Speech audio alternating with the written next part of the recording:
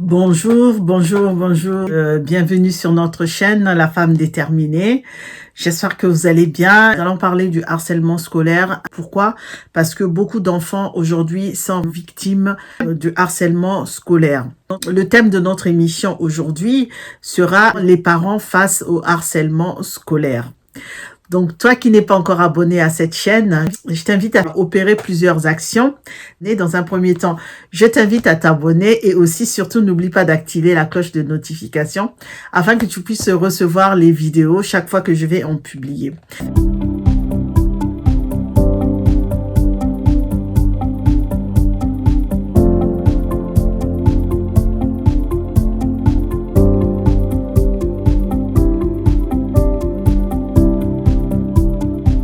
Donc, comme je disais, aujourd'hui, nous allons parler du harcèlement scolaire. Donc, les parents face au harcèlement scolaire. Donc, une femme déterminée, c'est une femme aussi qui fait attention à ses enfants. C'est qu'elle soit seule, qu'elle soit en couple, mais c'est une femme aussi qui fait attention aux détails. Donc, aujourd'hui, pourquoi nous allons parler du harcèlement scolaire? Parfois, en tant que parents, nous passons à côté de quelque chose qui pourrait être visible si nous faisons un peu plus attention, ou parfois une chose que nous ne voyons pas.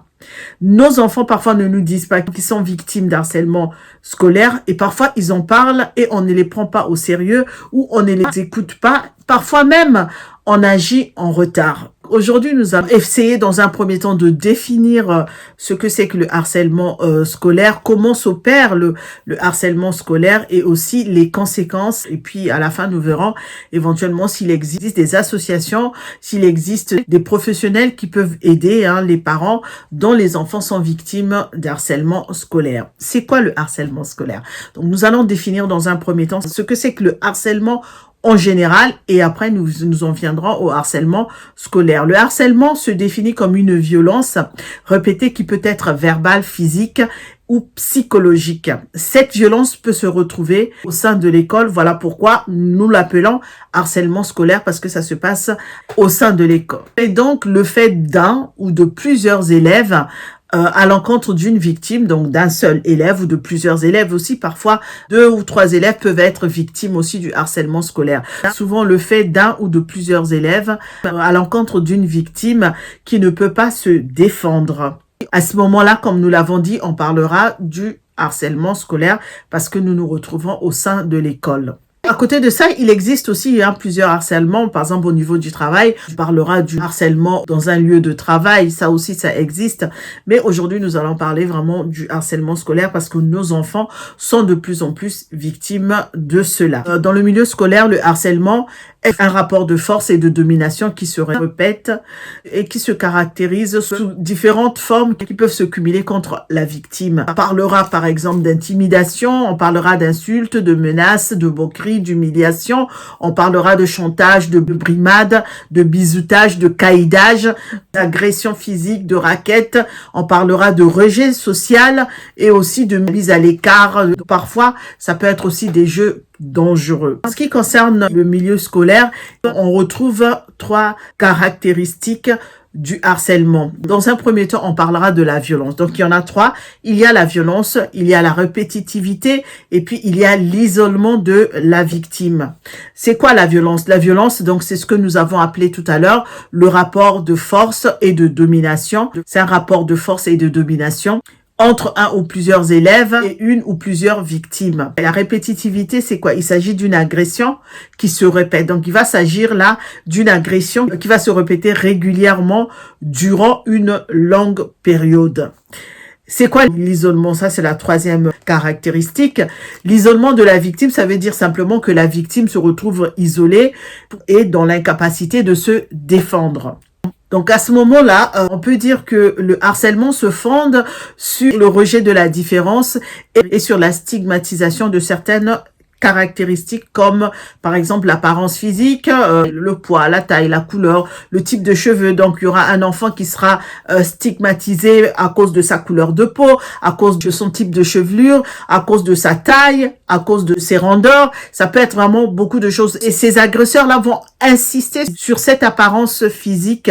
Ils vont vraiment mettre le doigt sur cette apparence physique pour pouvoir prendre le dessus sur la victime. Il y a quoi aussi? Il y a aussi le sexe ou l'identité du genre. Par exemple, un garçon qui sera jugé beaucoup plus efféminé, une fille qui sera jugée par exemple beaucoup plus masculine, c'est le sexisme, l'orientation sexuelle par exemple, ou supposée. Il peut y avoir aussi une stigmatisation sur un handicap physique, un handicap mental ou un handicap psychique. Donc ces agresseurs-là vont insister vraiment sur l'handicap physique de la personne ou mental ou sur l'handicap psychique de la personne. Et il peut y avoir aussi des troubles de communication.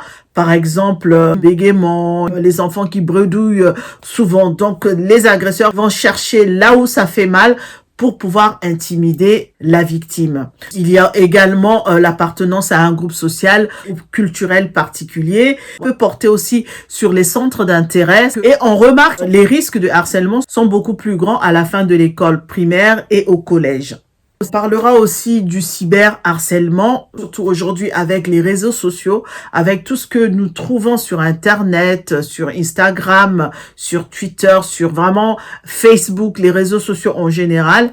Il y a ce qu'on appelle le cyberharcèlement ou le cyberintimidation. C'est quoi le cyberharcèlement? C'est une forme d'harcèlement qui est vraiment récente, qui repose sur l'usage d'Internet et des nouvelles technologies de la communication. Donc, ce que j'ai cité tout à l'heure, les réseaux sociaux, le téléphone portable, les blogs, les emails, etc. Donc, vraiment, ça sera un harcèlement qui va se focaliser sur ces réseaux sociaux-là, sur ces nouvelles technologies de communication. C'est souvent ce type d'harcèlement est favorisé par l'anonymat et l'absence de contrôle d'identité qui permettent aux harceleurs d'agir en toute discrétion. Donc cela peut se manifester par la répétition vraiment de plusieurs messages provenant de différentes sources et dont le contenu peut être teinté de menaces, d'intimidation, d'insultes comme nous l'avons dit, de chantage ou par la diffusion même des images humiliantes. Tous nous regardons plus ou moins la télé, nous savons parfois ce qui se passe, les images de certaines personnes que l'on va mettre sur les réseaux sociaux, les images qui sont privées que l'on va faire véhiculer sur les réseaux sociaux pour intimider, pour vraiment détruire une personne. Ce cyberharcèlement va vraiment se manifester de cette manière-là. Ces messages peuvent être ou sont souvent, on va dire, accompagnés d'un rejet ou d'un isolement de la victime à l'école ou dans d'autres lieux de sociabilisation. Nous allons assister à un rejet, à un isolement d'un élève, par exemple, dans sa classe. C'est un élève à qui on ne parle pas. Les autres, non, ils n'osent pas aller lui parler parce qu'ils savent que s'ils s'approchent de cette personne-là, eux-mêmes aussi risquent d'être victimes de harcèlement. On est rejeté et on est isolé des autres. Et quelles sont les conséquences de ce harcèlement scolaire? Il y a plusieurs conséquences. Nous qui sommes les parents, nous devons faire attention à nos enfants. Les conséquences sont énormes. Nous allons en citer certaines. Il peut y avoir un décrochage scolaire, souvent même c'est ça, parce que l'enfant n'aura plus envie d'aller à l'école, parce que l'école devient le lieu où il se sent mal, alors que c'est un lieu d'apprentissage. Mais l'école devient un lieu où l'enfant n'a plus envie d'y aller. Et donc, qu'est-ce qu'il va faire? Soit l'enfant va se rendre malade. Dès l'instant où c'est l'heure d'aller à l'école, l'enfant va commencer à se sentir mal, à avoir des maux de tête, à avoir des douleurs au ventre, juste pour ne pas aller, parce que l'enfant sera tellement oppressé, angoissé de se retrouver face à ces agresseurs qu'il va développer des maladies, des ulcères, des maux de tête, des maux de ventre, des migraines. Il va y avoir un décrochage scolaire. On va voir les notes de nos enfants qui vont commencer à chuter, des notes qui vont commencer à baisser. Il peut y avoir aussi une déscolarisation, voire une désocialisation. L'enfant va être seul, va commencer à éviter les autres, va se sentir, comme nous l'avons dit tout à l'heure, isolé et ne voudra même plus s'approcher des autres. Et il peut y avoir des dépressions également.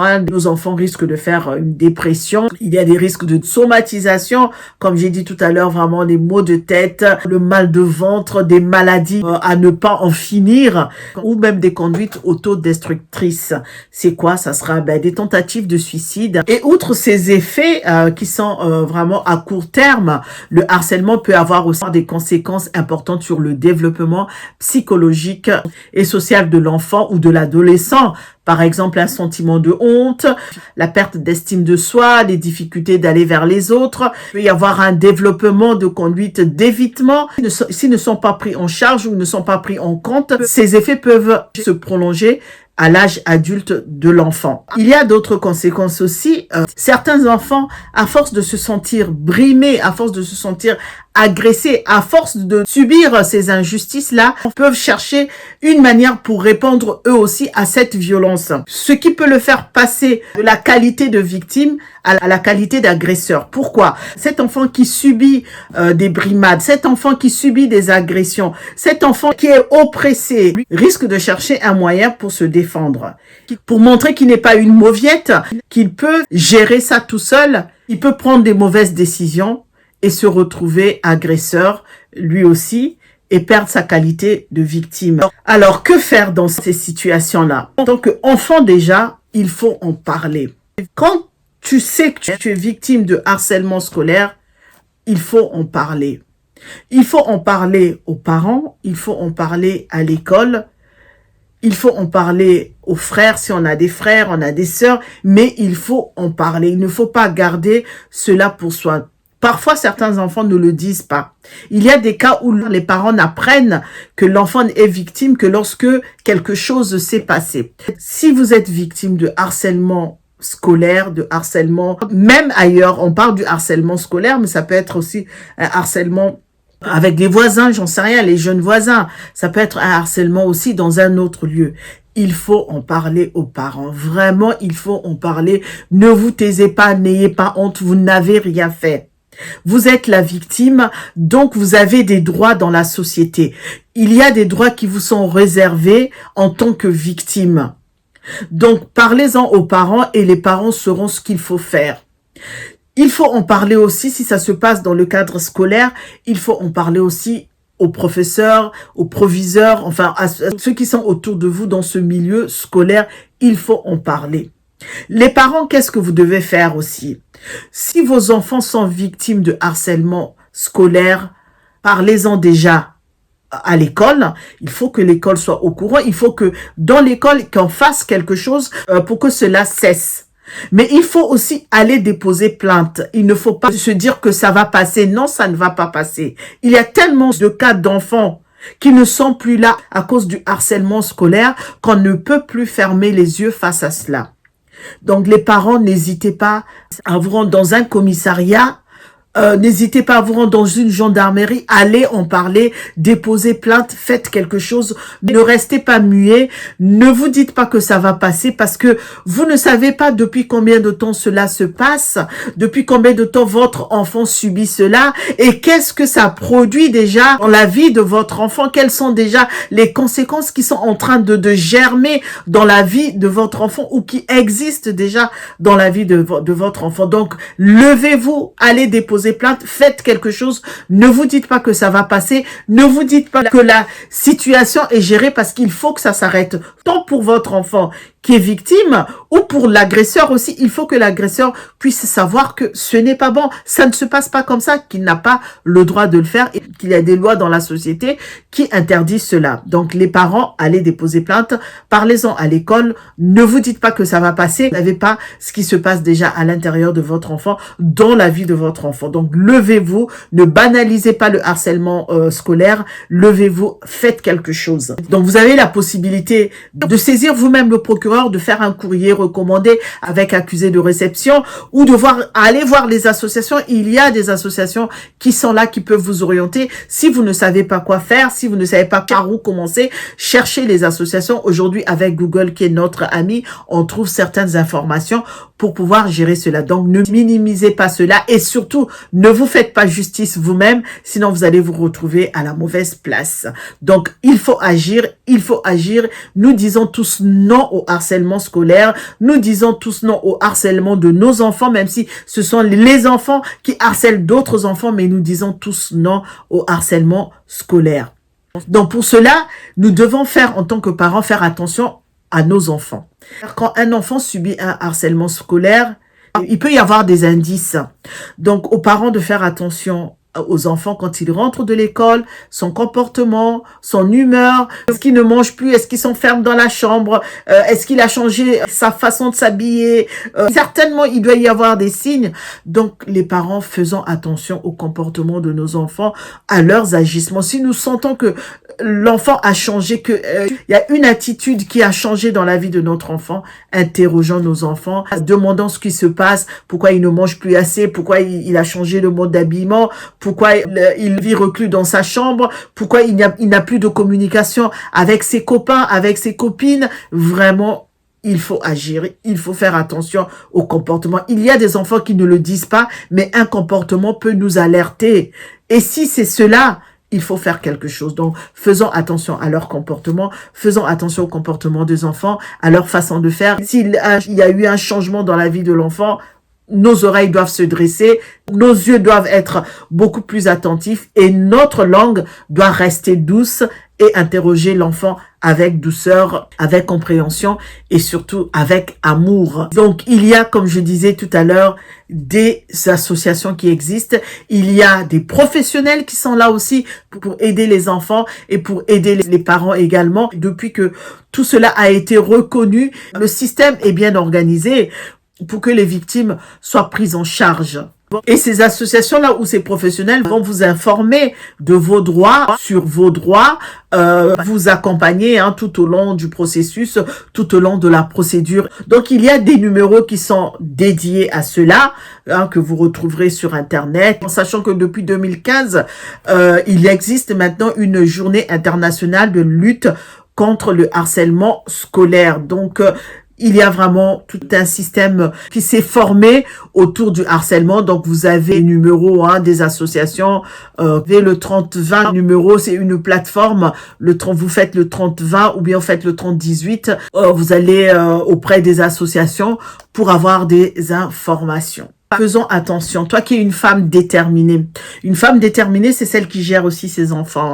C'est celle qui a l'œil partout, qui a l'œil attentif, qui a une oreille aussi étendue pour tout écouter. C'est une femme qui prend soin de ses enfants. C'est une femme qui fait attention aussi à ses enfants.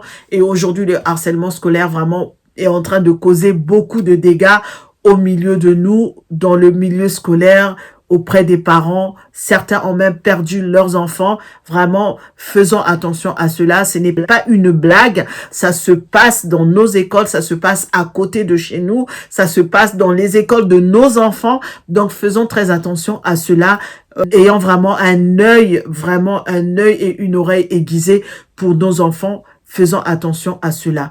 Nous disons tous non, nous disons tous non au harcèlement scolaire. Nous ne voulons pas que nos enfants soient victimes, nos petits-enfants soient victimes du harcèlement scolaire et nous disons non. Voilà, donc il y a des informations. Si ça se passe dans votre famille, au sein de votre famille, n'hésitez pas. Parlez-en autour de vous, parlez-en à l'école, déposez plainte, allez au commissariat, dans les gendarmeries, déposez plainte, écrivez au procureur de la République en lettres recommandées, n'oubliez pas, allez voir les associations, il y a des professionnels, parlez-en même à votre médecin de famille si vous ne savez pas quoi faire, mais il faut en parler pour que ça cesse avant que les choses ne tournent mal. Voilà, donc le sujet sur lequel je voulais parler aujourd'hui pour vraiment sensibiliser les mamans, les papas aussi, mais vraiment les frères, les sœurs, toutes les familles sensibilisées parce que ce n'est pas une blague, ça se passe à côté de nous, ça se passe dans les écoles de nos enfants. Donc toi qui n'es pas encore abonné à la chaîne, moi je t'invite à t'abonner et activer la cloche de notification. N'oublie pas de commenter, like la vidéo et surtout partage-la. Je vous dis à très bientôt pour une autre émission sur la femme déterminée. Restons des femmes déterminées, restons des femmes de valeur, restons des femmes debout parce que personne ne fera cela à ta place. Si tu ne le fais pas, si toi tu ne le fais pas femme déterminée, qui le fera à ta place? Donc, nous restons des femmes déterminées. Je vous dis à très bientôt pour une autre émission. À très bientôt. Au revoir.